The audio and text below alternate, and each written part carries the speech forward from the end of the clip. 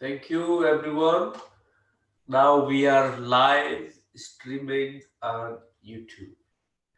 So, if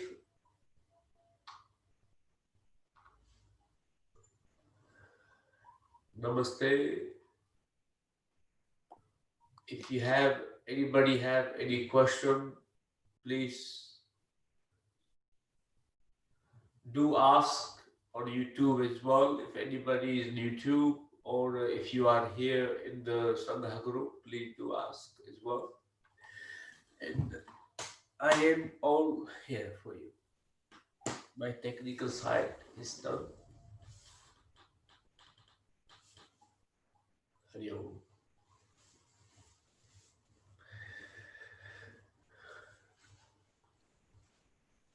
Okay, is there any question, Misal, for today? Yes, there are. There's a few questions for this evening, Yogi. The first question is related to, the first two questions are related to meditation experiences.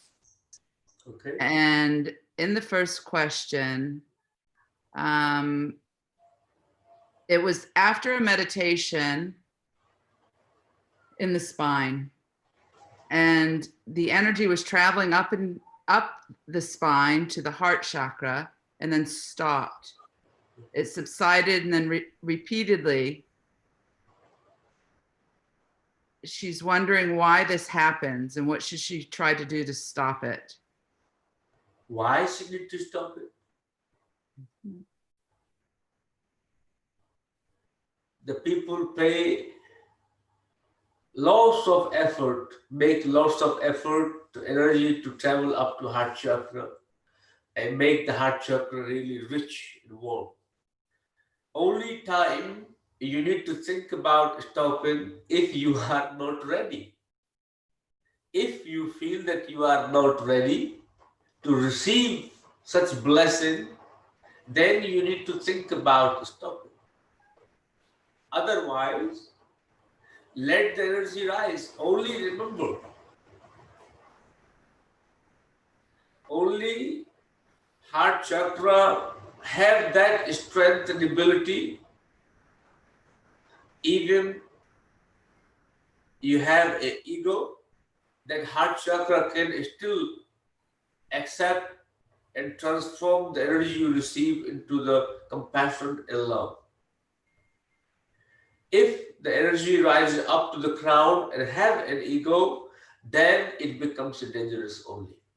If you don't have a jnana and vairagya, and Kundalini rises up inside you, then when it becomes difficult. If you have jnana, vairagya, and complete surrenderness to it, in that stage, you can just let energy go as much as it can go. Only time one person should try to stop if you are not ready for such experience. If you are ready, celebrate. And I believe you can just continue practicing. It is a rarity during meditation, energy rising up to the spine. Other question arises, if it is a subject to a imagination, then you must stop. Or if it is a visual graphic because you have watched such a sacred movie, then you must stop. If it's happening naturally without any imagination or without influenced by any visual you have read or heard or seen, then if it happened during meditation, you should celebrate. Now over to you. Go ahead, Debbie. Can I speak? Am I live or muted? I don't know what I am. You are live. Go ahead, please. Can you hear me? Yes, I can hear you. Oh, okay. Everybody can hear you. So, okay. So actually, it was a question that I raised, And it wasn't really coming in meditation. It was late at night. It often happens that the energy will start to rise up to the heart chakra and stop, and then rise and stop, which doesn't bother me. That's not what bothered me. It was to do really with the fact that we'd had a class earlier on in the day where you were saying that it's better to, if you have judgment in your life, which I have a bit, not to keep the energy in the head space, but to bring it down into the heart space. Mm-hmm. So, but often I can actually, my psychic side will open quite late at night, and it's all in my head.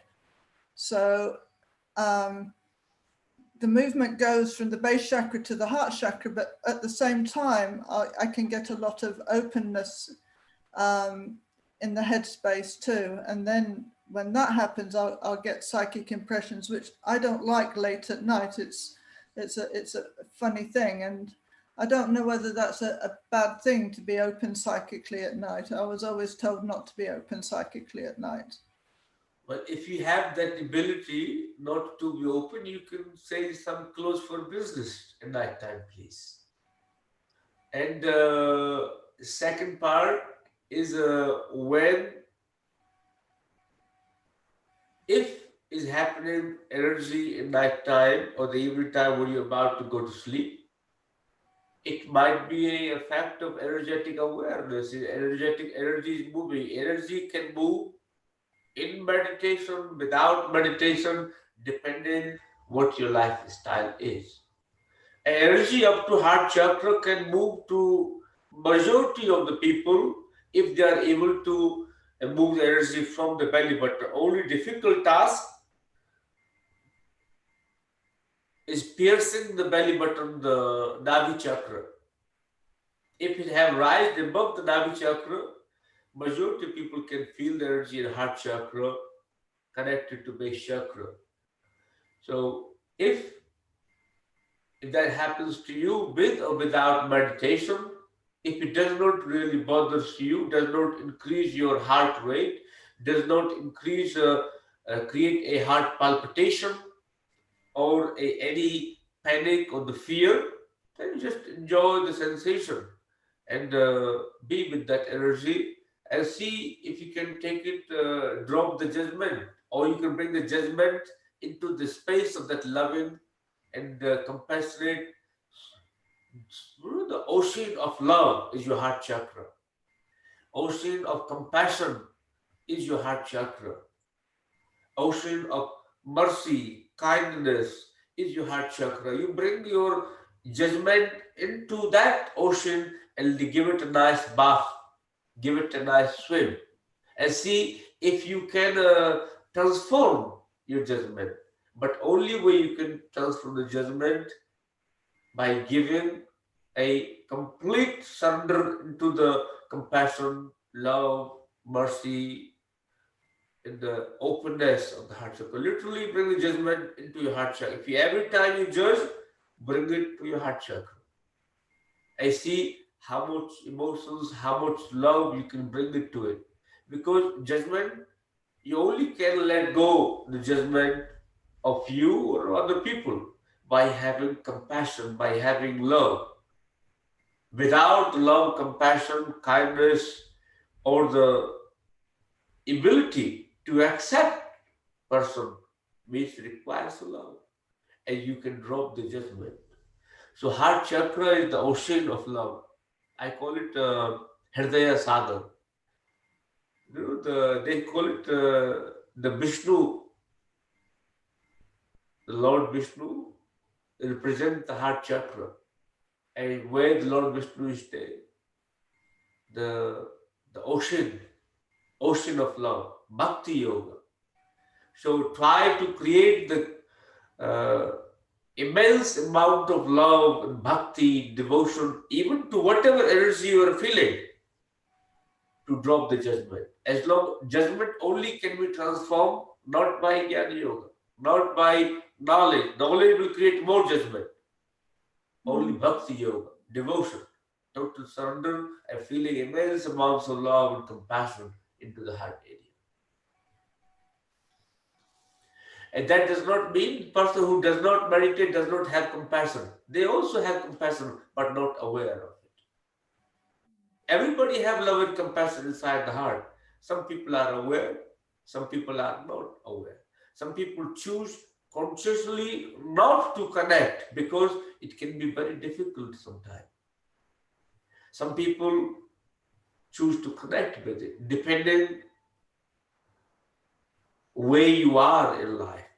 But connecting with love and compassion can never do you harm. Always open up as much as you can. Does that make any sense to you, Debbie? Yes. It's not that at the time I was being judgmental. It's just that I can be judgmental in my day. And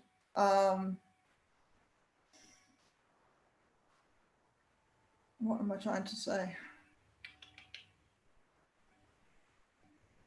You're trying to defend that you are not judgmental at the time. No, I'm not trying to defend. I'm not judgmental. I know I am. I try not to be. I was just joking. Right. So remember. But what you're saying is it's okay to. I neither work with it or don't work with it, with the energy moving to my heart chakra or wherever it's moving. I just let it be. It does what it does. Well, but maybe what you're saying is that maybe I should, even though it's late at night, actually focus on it because it can't hurt me. Nothing can hurt you. If you surrender, if you develop the love and compassion, nothing can hurt you. Mm-hmm. Only time you can get hurt when you judge it. As there is judgment, you will get hurt. If there is surrender, there is compassion, there is kindness, there is love, there is devotion, you can never get hurt. Remember, heart is like in the ocean of love. It's so deep, so immense. Your emotions, you literally can transform anything if you accept it. So, in my view, personally, even you engage with it, not engage with it, it will still happen. Only difference will be that you are not aware of it, you are not choosing to connect with it. It's still happening, but you are not connecting with it. So better to connect with it. At least it's uplifting your energy. Mm-hmm. Why let it happen and in a state of ignorance? Why let it happen in a state of unawareness? And is the same true of kind of psychic expressions that are coming from Agnya chakra late at night? From is engage with it, let it be, don't engage with it. Absolutely. Sometimes what we call it psychic abilities, it could be the self-projection. So the most people do get sometimes confused. Not, I believe that you are having such experience of the confusion. Your psychic ability might be the real one, but if somebody listening to that conversation and start projecting the imagination or the idea to create an idealistic situation and projecting their viewpoint, so please do not take, and sometimes it's just a expression of unconscious part of the brain. And just something have revealed, something have just let go. You became aware of something. So it's always good to experience and acknowledge it, but not to claim, not to identify with it. Only thing I will say, experience everything. Every experience is good for you. But only difficult task is when you identify with it, when you hold on to it, when you create okay, this is me. That's when the problem arises. You can have any experience you like, but make sure experience is just a subject of a growth, not an identity. Not hold on to it, not make your entire existence around it, because experience comes and goes, new experience coming. Every one breath, in each moment, you can have millions of experience, because what you perceive is very little. What is actually happening is such an immense, which actually we're not aware of it. So every experience is essential. Every experience is useful. Every experience is powerful in creating certain movement of energy inside you.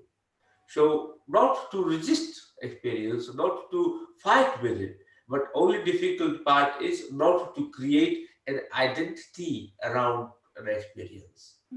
No, I understand. Thank you. You're welcome. Thank you. Namaste. Namaste, pranam, hari om. And the next question is there. Yeah, there's a question. There's a few questions all related to self-respect and ego from a participant who's asked me to read out, and I think they can all be framed around three parts. One is the first part of it being, what is the right balance between a healthy self-respect and ego? Well, let me ask that question first. That may answer all the questions probably. In the self-respect and ego. When you ask for self-respect, who is asking self-respect? Ego. Who is seeking a validation and ego? When the person in a state of mind of self-respect from other people, if it's revolved around the pride, not abuse, remember that there's two things, the abuse and the pride. When self-respect is essential, but you must understand who the self is, then you talk about self-respect. Otherwise, the idea of self-respect what society have given is not self-respect. Yourself does not need a self-respect. If you do not have self-respect for yourself, how do you expect anybody else to have self-respect? If you have not discovered yourself, who the self is, there is no self-respect, there is only a respect to an ego. So, healthy relationship between self-respect and ego, first discover who the self is, then make sure it is the real self. In that process, ego will disappear. And it will, once you experience that state, there will be a zero requirement for a self-respect from anyone. A self-respect requirement only is there because ego is there, pride is there. So once yourself is there, it doesn't require it. But how we can ask that question. It looks very relevant till you have experienced the self, or till you have discovered the self. Once you have discovered the self, ego becomes irrelevant, and the question becomes irrelevant. Does that make sense to everybody?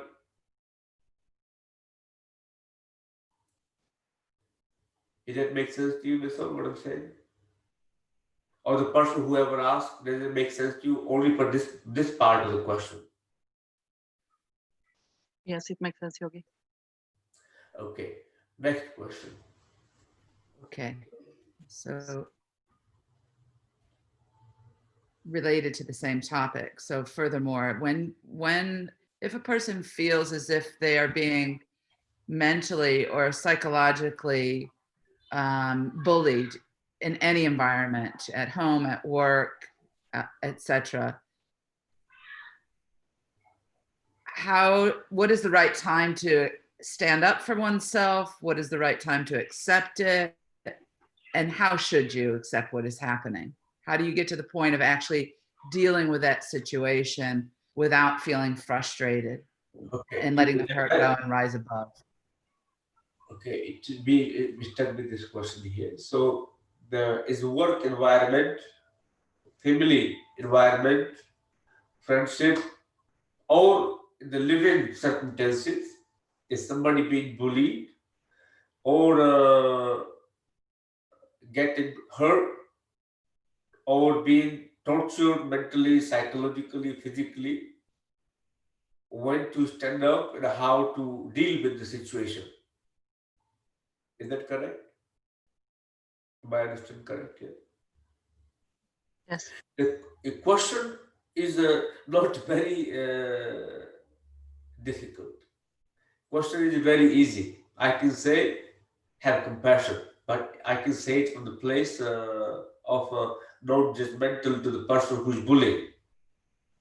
But that will not be satisfactory for many people, because people say we live in the reality of life. We live in the day-to-day society where one person is bullying each other, one person dominating each other. How can you just say have compassion?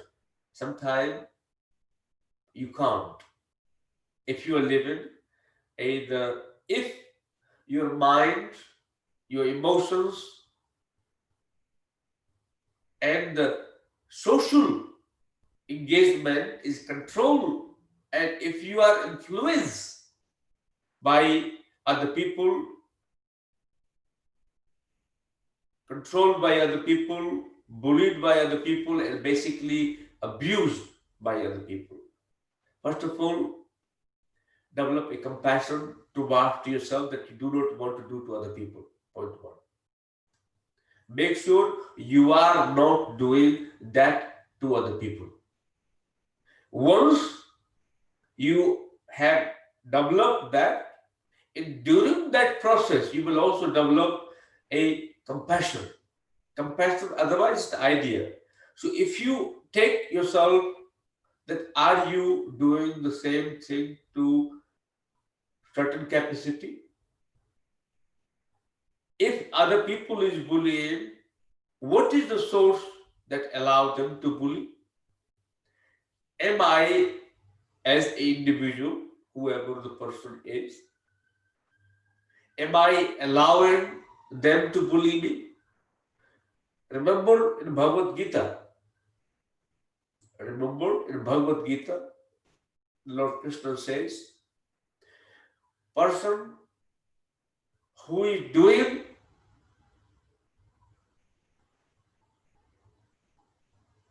the harm is bad, great. But person who's allowing to do the harm, but despite having the strength to stand up, it actually also comes in the same category. Now you have two options.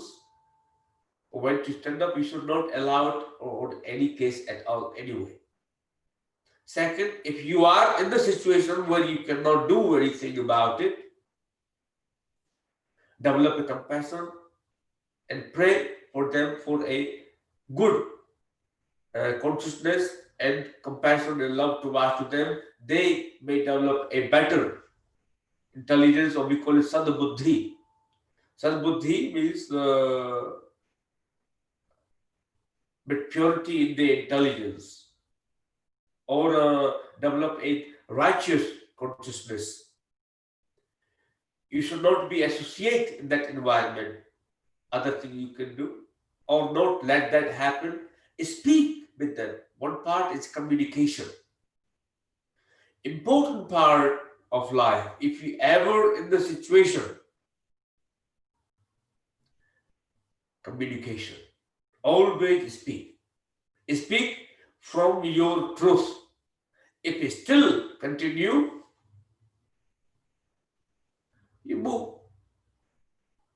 and give them a good message. Simplest way. If you say if you cannot move, You are living in the family, say, okay, my parents bully me, I can't leave them, or my husband bullied me, or my boyfriend bullied me, or my wife bullied me, or my children bully me, or my friends bully me, but I am in the situation that I cannot leave. In that case, you do speak with them, explain them in such way they may understand it. If not, I will not recommend you to slap them, start bullying them back. Best is move. You are a living entity, you are not dead. If somebody have objectified you with no respect to you, no dignity toward to your existence as an individual, not independent, I'm talking about, remember, I'm talking about as an individual who you are, as you are. In that case, it's better to say thank you and try to find a way to move. And there's lots of legal systems nowadays. Your workplace, there's a legal system. Speak with it. Even the legal system is bullying you, there's a government, there's a judicial system, talk with them. There is law of nature is there. Nobody is above the law of nature. Remember that. But there is society also have a law. Try to find a way to deal with it. If it's a material level. A spiritual level also work that you meditate, not get affected by their nonsense or the whatever they give you hard time. Please pardon my language. Or not get affected if you develop the compassion, also acceptance and self-observation. Somehow, somewhere, are you not the source for them to bully you? Are you giving them a possibility to bully you? So you need to focus on yourself to self-empowering.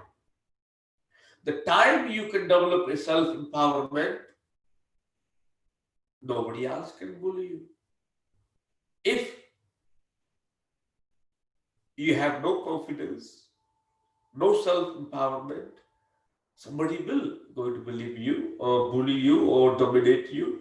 So my recommend will be work on yourself first, practice yoga, practice meditation, and connect with yourself, understand yourself, develop a self-awareness, create a self-empowerment because you are living in a society. Develop a self-empowerment. Once you have developed the self-empowerment, then try to give them a compassion. Speak with them. If you have no self-empowerment, if you have no self-strength, you actually cannot even talk to them. They will just bully you again because you are talking back at them.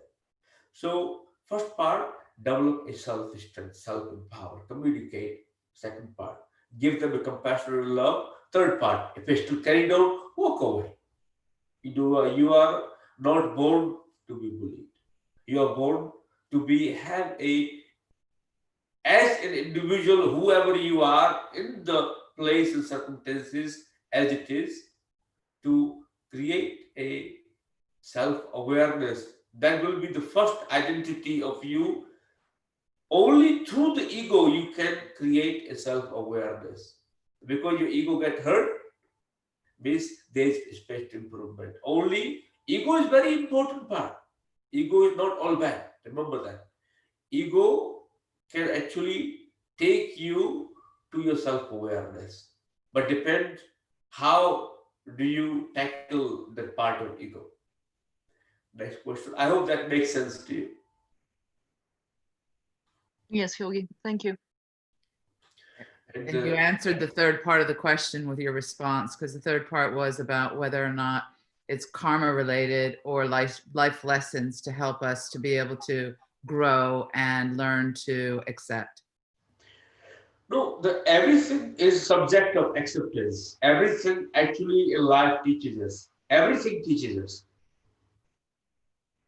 Even if you watch your own actions, throughout the day, you actually can learn from your own actions. The problem is observation. Problem is being attentive. Problem is selective hearing or selective memory. If you can drop the being selective, accept yourself whole, see yourself whole, observe yourself whole, you can actually even learn from your own actions. And if you are in the denial that you absolutely everything what you do is perfect, that's when you can make a mistake as well. So every action teaches us something to grow, because we are constantly traveling. How could you say that you are not growing? You are growing every day, and all the time you're growing. Sometimes you can accept it that you are growing. Sometimes you don't want to accept it that you are growing. Changes are happening all around you 24/7. The time you were conceived till today, you have been growing every single moment. You have been growing, but sometimes you don't want to accept it. So it karmic, absolutely. Wherever you are is because of the karma. Karma is karma. But how you react to karma is a different story. How you perceive the karma is a different story. Do you identify, you hang on or cling to a karma because it gives you a self-identity? Drop that.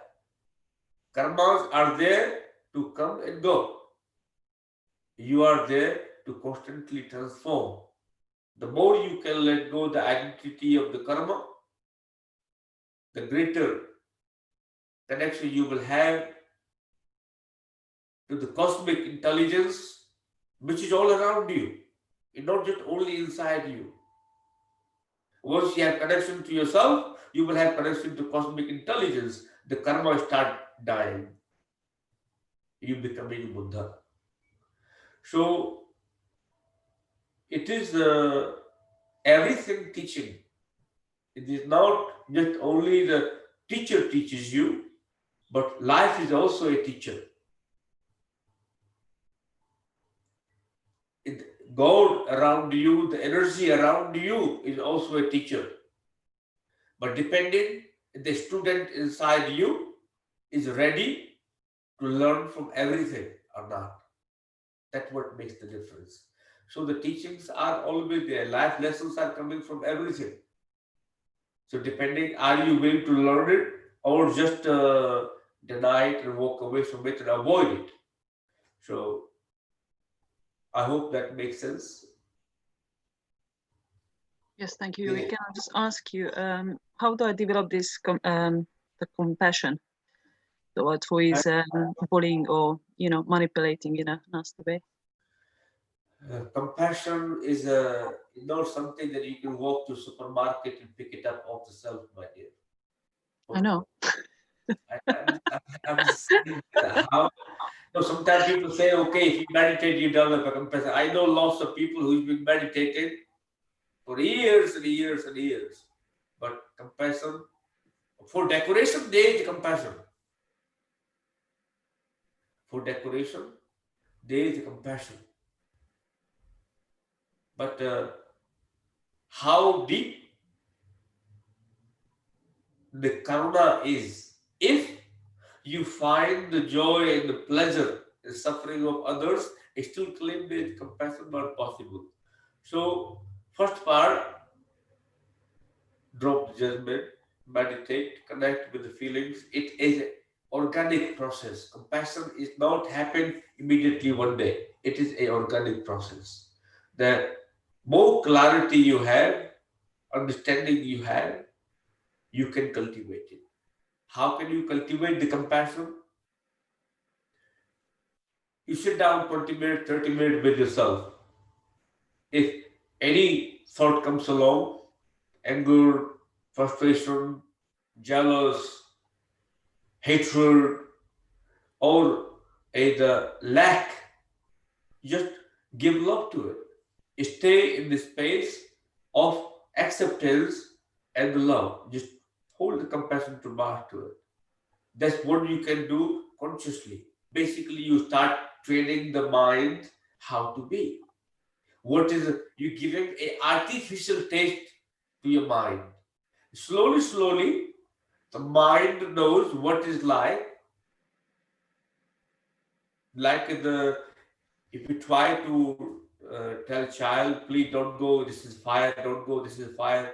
One day you take child to fire, you will realize it, never go back again. So similarly, your mind have memory. Your mind have a memory. Your senses have memory. You train the senses to be in a space of compassion whenever they come in encounter and contact with something. Just give them love and acceptance. Love and acceptance combined together. Slowly, slowly. Nobody wants forgiveness. There is nobody to forgive. Who is forgiving who? That's different story. But if you just accept it, say that whoever person is giving hardship to you, say that God is giving me that hardship. I accept it. I have love to walk to it because somebody is not aware what they are doing to the other entities. So give love, accept their problems, and you will not get affected. But if you receive it and give anger, you are affected. If you receive it, give hatred, you are affected. Receive it, give love. They have done what they're supposed to do. Your job is to give love. You have done what you're supposed to do. I'm not asking you to do that in a job because if your boss is bullying you, don't do that. Go, take it to the legal court. Speak because you are living a material life. You're talking about material circumstances. Unless you are free from that, it doesn't really bother you, not a problem. So I hope that makes sense to everyone, and we enjoy our Sangha, the gathering. If you have any questions, you can do always drop it via email. It's called talk with myself or having a discourse. And if you liked today's discussion, that will also be available on YouTube. You can watch it back again or share it with your friends and families or whoever you think may benefit from it. And that'll be enough for today. Thank you. Hari Om, everyone. Om Pranam. Thank you.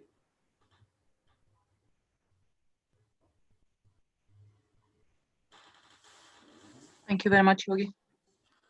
Thank you.